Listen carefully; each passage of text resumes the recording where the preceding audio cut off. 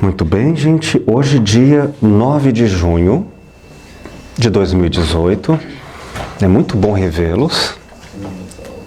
É muito bom estarmos juntos novamente. Eu quero sempre relembrar o que fazemos no consultório. Consultório é um modo de dizer, porque o espaço do filósofo clínico é o da vida. Nós não seremos como uma personagem travestida momentaneamente de uma aparência de autoridade, investido de uma pretensão ética, porta adentro no consultório. E depois, porta afora, esqueceremos tudo, ficaremos desatentos e ficaremos desumanos. Não. O filósofo clínico, ele é um exercício de consciência. Portanto, como um atleta, que ele não é atleta apenas no momento em que vai à academia fazer o exercício, ele não deixa de ser atleta depois. Em seus cuidados de respiração, ginástica, em seus cuidados de alimentação, sono. Então, quais são os cuidados deste atleta do filósofo clínico? São cuidados éticos, são cuidados de atenção, estado de atenção da consciência. A filosofia clínica se caracteriza como um acolhimento ao modo de ser do outro. Ajudá-lo a pensar melhor nas suas próprias estruturas de consciência, de pensamento. Significa que o exercício de erudição que faz o filósofo clínico não é a de ter verdades prontas para serem defendidas ou para serem utilizadas como ataque e doutrina. Ou seja, o filósofo clínico não é um professor que vai ensinar verdades. Mas como pensar com outridade? Como pensar a maneira do outro? Vou relembrar algo que é a base de qualquer filosofia e por isso a filosofia clínica retoma sua base original grega. A origem da filosofia é um pathos. Pathos que pode se traduzir como uma disposição afetiva ou emotiva, como preferirem. Uma disposição, não um conteúdo de emoção.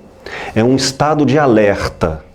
Posso talvez dizer assim, é um estado de atenção. Eu traduzo poeticamente como uma escuta, um acolhimento do ponto de vista ético. É isto. A erudição significa eu tenho que ficar atento ao mundo. Mas quando nós vamos tratar no sentido de cuidar do modo de ser de outra pessoa, eu tenho que ficar atento ao jeito do outro. Eu vejo dois desafios imensos aqui. Um é não tomar meu próprio mundo, minha própria perspectiva de mundo como óbvia. Senão, eu não irei ao outro. Então, eu tenho que ficar atento para mim mesmo não ser automático. Ou seja, distraindo, desatento, em não me dar conta, nem ser lúcido do meu próprio modo de ser. Então isso já é um desafio. Ficar atento a mim, não como sendo óbvio para mim mesmo, mas como sendo eu outro para mim mesmo. É uma noção de reflexão. Isto é, eu volto a mim mesmo como um discurso segundo. Eu penso, mas agora eu vou refletir. Como eu estou pensando? Sou eu que estou pensando ou este pensamento que atualmente eu tenho já é ultrapassado?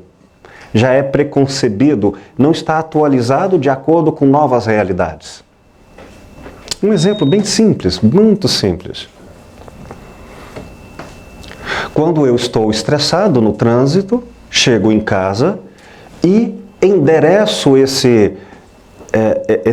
estresse para pessoas ou momentos que são indevidos, porque eu estou ainda vivendo no passado. ou em outro ambiente. E é natural que isso aconteça. Então eu tenho que ficar atento a mim, não como sendo óbvio. Então sou outro para mim. De maneira em que eu permanecerei outro o tempo todo.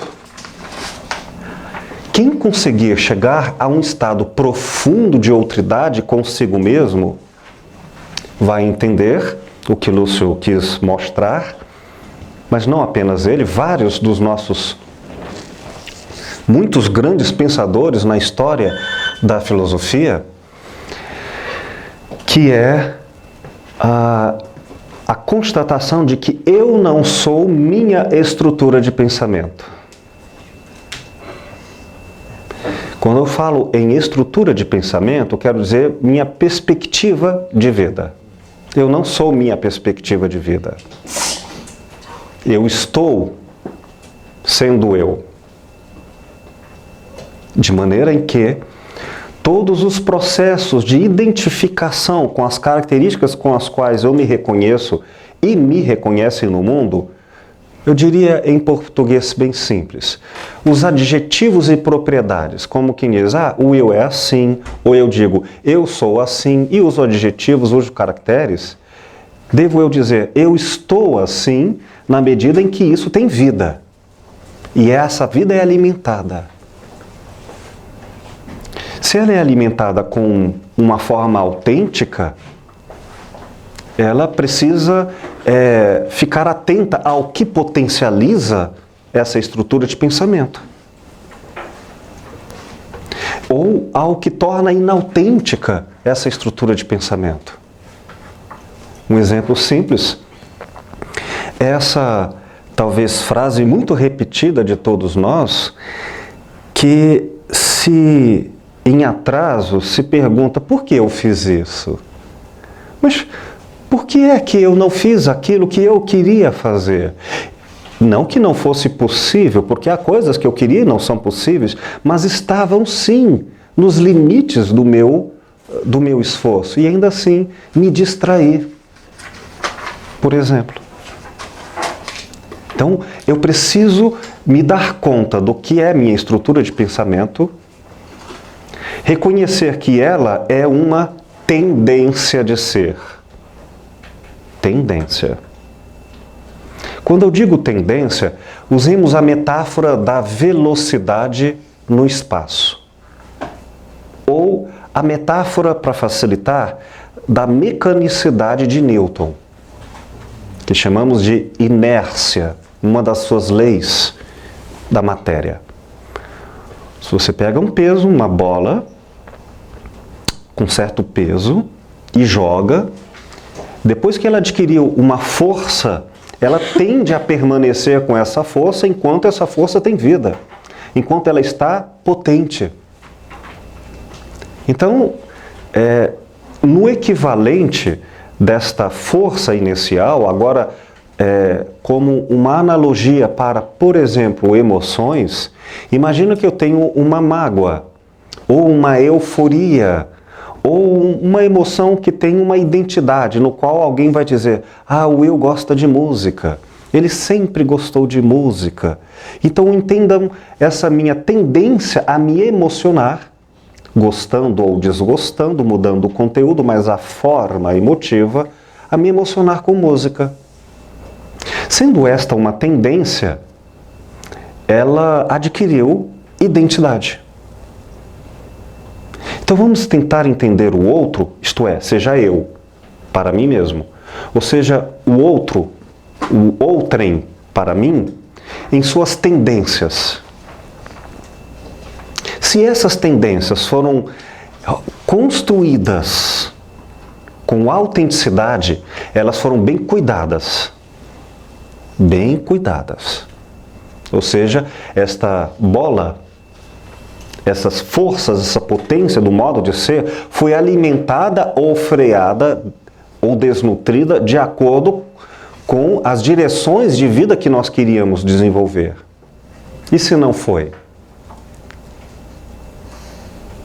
Eu vou lhe citar uma pequena história. Eu estava viajando de moto há muitos anos atrás, para visitar amigos em Minas Gerais. Em determinada estrada, até onde os meus olhos alcançavam, não havia nada que fosse empecilho. Uma estrada reta, longa, o campo aberto dos dois lados, sem animais, tudo limpo. Eu acelerei a moto ao máximo. A moto não ia muito, mas foi o quê? Uns 140, 150. Eu acelerei e coloquei no máximo e fiquei descansando, porque ainda iria percorrer um longo caminho com a moto ali. Porém, eu não me dava conta, distraído, do cansaço que eu já estava. E eu, quando pisquei o olho, me dei conta que, por alguns segundos, a imagem que eu estava vendo era sonho. Não era mais a imagem. Quando eu abri os olhos, a estrada acabou. Em alguns segundos, a 150 por hora, há uma tendência de ser, de velocidade.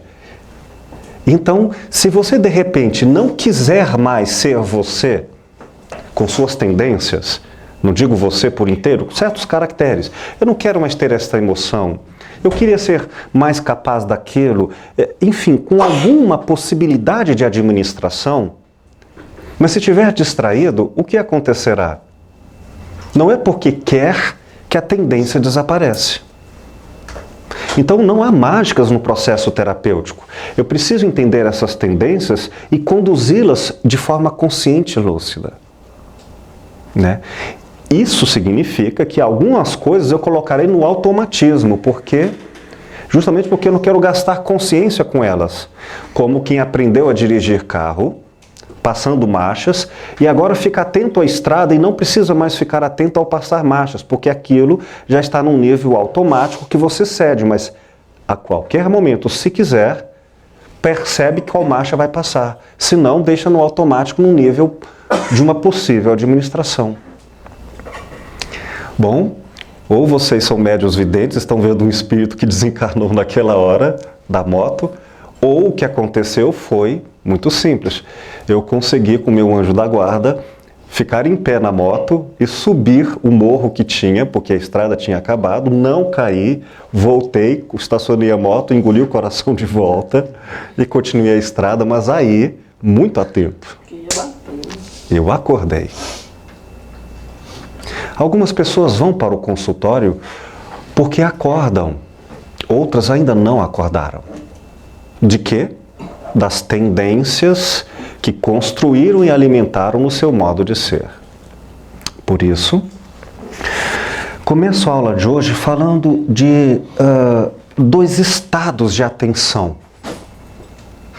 Uma inconsciência distraída. Não me refiro, nem vou usar o termo inconsciente como substantivo, polêmico para outras terapias. Aqui não. Quero, por enquanto, só falar de um estado de desatenção. E o outro estado, no qual eu tenho mais autonomia, atenção para meus modos de ser, as diversas riquezas do estado de consciência. Pois bem, então eu vou usar esses dois movimentos, o de concentração e o de distração. Do que eu estou me referindo? Não me refiro à vontade, à volição, ao desejo. Esta já está no espaço da obviedade. Eu quero, eu não quero, ela parte do óbvio, que é o eu. O eu é o estado óbvio da própria consciência. Não preciso, nem tem como pensar a essência do eu pelo outro. Ele já a origina por intuição. Tudo bem. Mas o estado de eu também pode ficar distraído e fica automático, né? Como eu disse antes. Então, o que eu quero me referir, só para uma revisão rápida, é lembrar que quando falarmos em intencionalidade da consciência, estamos falando em forma, não em conteúdo. o que é a forma intencional da percepção egocentrada, da percepção do eu.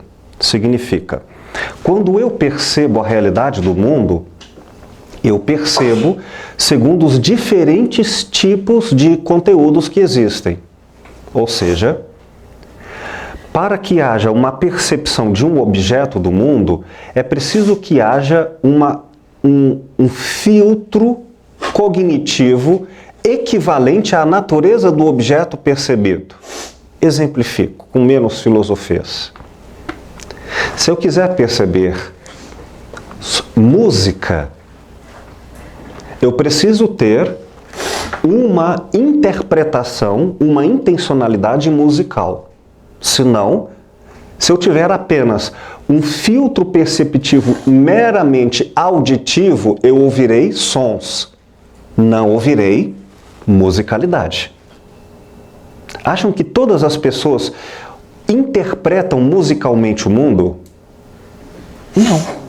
Então aquilo que para um será barulho, ou ruído, ou uma desinformação, apenas um som inespecífico, para outro será música, ou será uma ausência de música no sentido de uma antimúsica, de uma dissintonia, de uma desarmonia. Então, o que queremos dizer por intencionalidade? Que o objeto em si não é belo ou feio, não é em si música, ele é segundo a interpretação que lhe foi feita. E esta interpretação que cada um faz, ela tem forma e conteúdo. Forma é o filtro cognitivo que deve ser diferente segundo a natureza do objeto percebido. Um outro exemplo. Se eu vou falar de emoção, não posso perceber com os olhos do nervo óptico. Porque a emoção não é um elemento material, mas ela existe como valor, como percepção humana. Então eu tenho que encontrar em mim onde está a minha percepção emotiva. Acham que todos têm essa percepção, por exemplo, acordada? Não. É possível que algumas pessoas tenham uma elaborada, refinada, construída em estado de consciência. Ou seja, ela teve um início, mas ela desenvolveu camadas de aprimoramento de sensibilidade das emoções? Sim.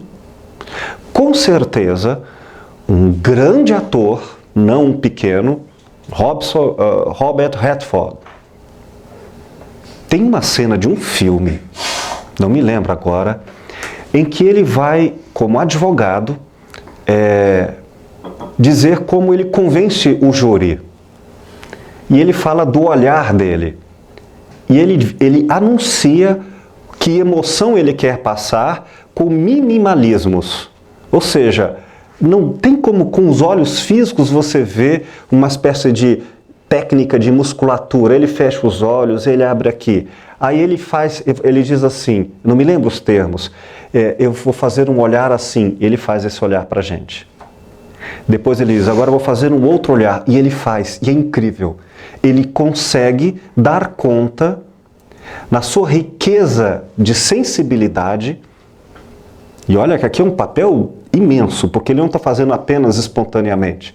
Ele está fazendo para uma câmera, e está fazendo como um personagem. Então há pessoas que são capazes, sim, de reconhecer estratos finos de emoção, porque trabalharam isso.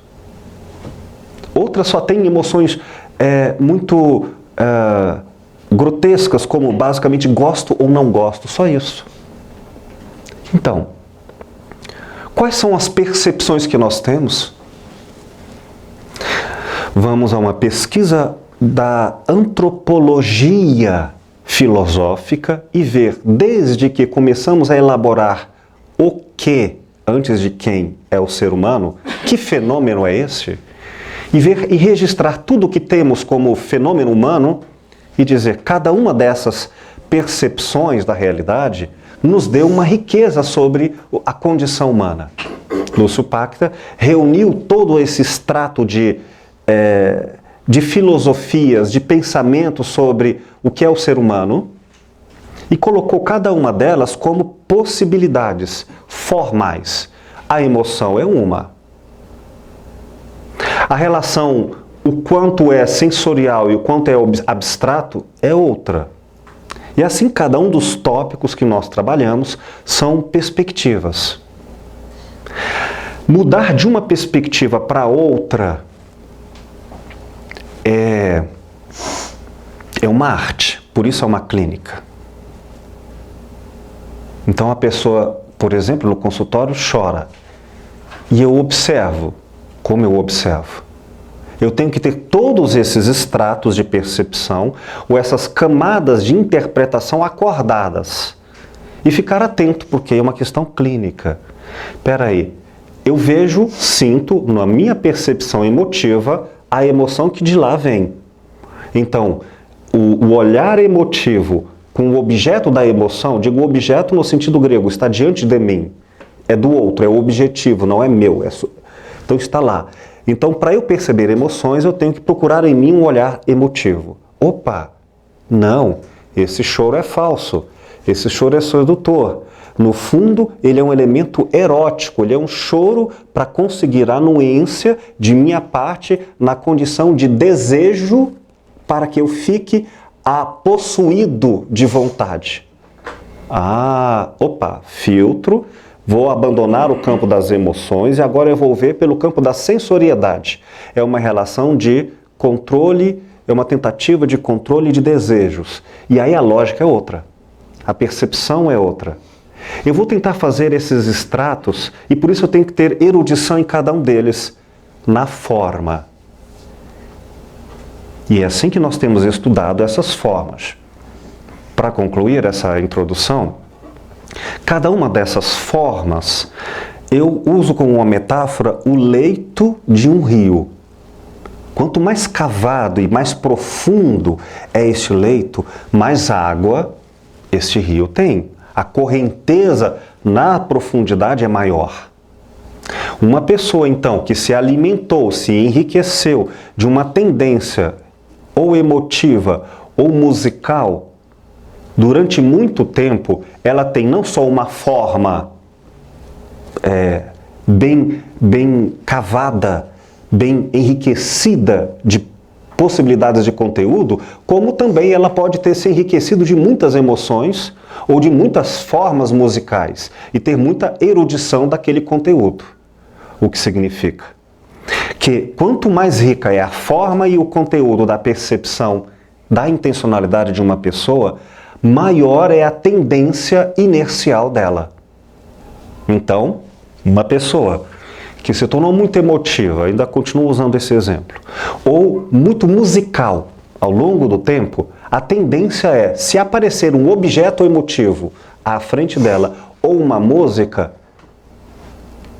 mesmo, não vou falar com garantia absoluta, mas com grande tendência, por isso, e é assim que nós estudamos, com probabilidade, com uma propensão existencial. A tendência é que esta pessoa, quando ouça uma música, ela não consiga não interpretar musicalmente. Não consiga. Como eu disse a vocês, e dei o exemplo, escrevi letras, diga, não leia isto. Se você já aprendeu a ler, isso se tornou uma tendência do seu olhar intelectivo pela alfabetização, você vai ler. É possível olhar e não ler? Eu digo que é. Mas isto se você tiver uma gigantesca outridade. Tanto que você consiga até se dissociar da própria estrutura de pensamento. Casos muito excepcionais. Para falar em rigor de um absoluto, eu não sou mais nem a minha própria estrutura de pensamento, aí nós vamos falar no Zen Budismo, que alcançou a tal iluminação, no qual ele diz, numa linguagem bem popular, eu não sou mais meu ego. Ou seja, eu não penso mais a maneira como eu pensava. Mas o que nós faremos em interpretação de filosofia clínica, no consultório, é quais são as tendências dessa pessoa. É nesse sentido que tudo que nos é óbvio geralmente era uma grande distração que a gente, como forma, já está interpretando desse jeito. Concluo dizendo que nós temos que, como filósofos clínicos, exercitar uma pausa na nossa obviedade. É assim que nós vamos ter erudição e outridade. De vez em quando, por favor, pare de ser você. Pare de ser óbvio. Como assim? Duas referências, forma e conteúdo. Bom, se você ouve muita música, qual é a forma? Você interpreta musicalmente. Qual é o conteúdo? Ou é samba, ou é rock. Isso já entrou em estado de inércia, ou seja, tende a seguir isso. De vez em quando pare tudo, e ao invés de viver nesse automatismo concentrado, pare e se distraia. Ou seja, de vez em quando pare e só observe o seu jeito, o jeito do outro. Observe, preste atenção. Deixe que você veja até você mesmo com espanto. Ué, eu falei alto? Ué, eu gosto disso? Não para julgar como bom ou ruim, apenas observe. Se ficar atento e ficar reconhecendo a outridade da própria percepção, você vai diminuir a velocidade mecânica. Entende? Aí você vai dizer, por exemplo, olha, eu não quero mais esses conteúdos. Eu estava assistindo muito filme de terror e agora eu passo o dia inteiro pensando em coisas ruins. Por quê? Porque eu alimentei esse conteúdo, ele se tornou óbvio, ele se tornou uma força inicial e tudo que tem a ver com esse assunto eu começo a localizar. Eu tendo sensorialmente a gostar de açúcar. Então eu tenho uma forma no meu paladar sensorial, cognitiva, e tenho um conteúdo, quais os tipos de doces que eu gosto.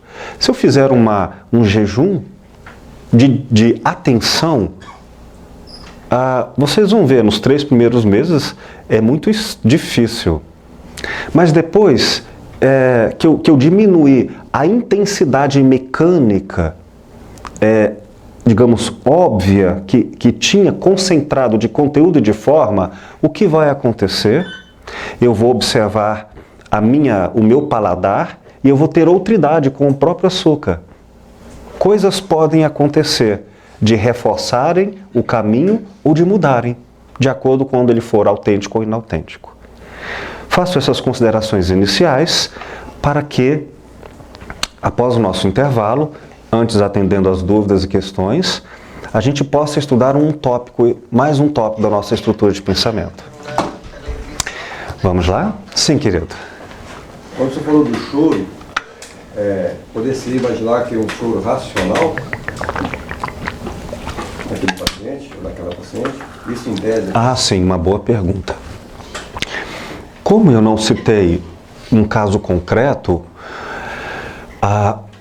quanto mais eu ficar atento aos tipos de percepção de acordo com a natureza dos objetos que se destacam, que se apresentam a mim, é aí que eu vou me dar conta da riqueza de tópicos de intencionalidade que estão em jogo.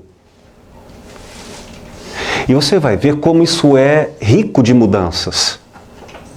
Rico de mudanças. Por exemplo, a pessoa está com um choro, não digo racional. Se é racional, ele é estratégico. Ele tem causa e efeito. Neste caso, aí você identifica. Perfeito. É que nem toda persuasão é necessariamente pela lógica. Mas ela pode ser bem estratégica, sim. Eu preciso chorar, inclusive trazer um pouquinho de lágrimas artificiais, eu elaboro. Se você constatar isso, ela não virá em isolamento, ela virá com outros caracteres que no conjunto mostram essa intencionalidade em jogo. Quero dizer, intencionalidade não é vontade, não é intenção de desejo. Significa, até para eu mentir, eu já tenho que ter esta característica de linguagem, de percepção já desenvolvida. Então, ela tem historicidade, ela tem curso. E por isso não será no momento que eu constatarei isso apenas, mas será por uma tendência desta pessoa em utilizar desses mecanismos no qual eu reconheço novamente um padrão. Mas vamos imaginar que, sei lá, a pessoa usa dessa tendência de um choro estratégico racional para controlar o outro, para seduzir o outro. Porque esta configuração que ela utiliza, primeiro, cognitivamente ela existe. Ela tem essa forma intelectiva de pensar. A sua mala intelectiva tem essa possibilidade. Algumas pessoas não têm. Isso é interessante, porque cada um é próprio. Tem gente que não sabe mentir. Não porque não quer mentir, não consegue. Ela associa talvez o conceito de sinceridade à afeição, à sensoriedade. O abstrato ligado ao sensorial. Ela vai mentir, o corpo dela conta. Outras não. Cada um configura de uma outra maneira. Esta configuração dos tópicos importantes para a linguagem é que chamamos de autogenia interna. Os tópicos estão organizados de tal maneira que a gente vai estudá-los. Ok. Vamos imaginar que eu estudei esses tópicos e eu percebi também que essa força inicial, a tendência da pessoa seduzir, a tendência em que, uma vez configurado aqueles tópicos, ela caminha naquela direção, esses tópicos se desfazem como interpretação se eu apresento a figura, sei lá, de um pai ou de um amigo. Porque essa estrutura não funciona com aquela pessoa. Então, se eu souber disso, o que eu posso fazer? Apresentar essa pessoa para ela naquele momento. Eu posso distraí-la da concentração. Tipo, assim, você faria isso com seu irmão? Você choraria assim para convencer se eu fosse seu irmão?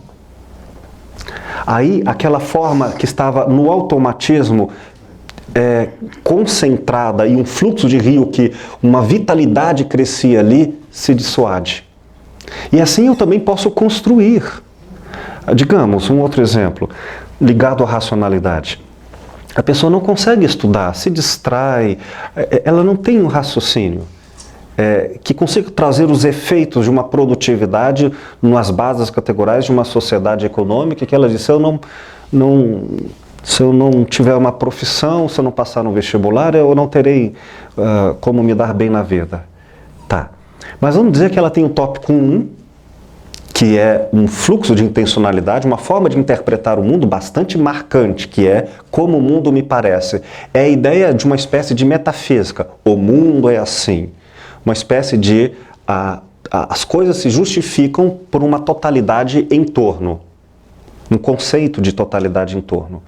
Se isso for muito importante para ela, como forma, aí eu vou estudar as várias formas de conteúdo.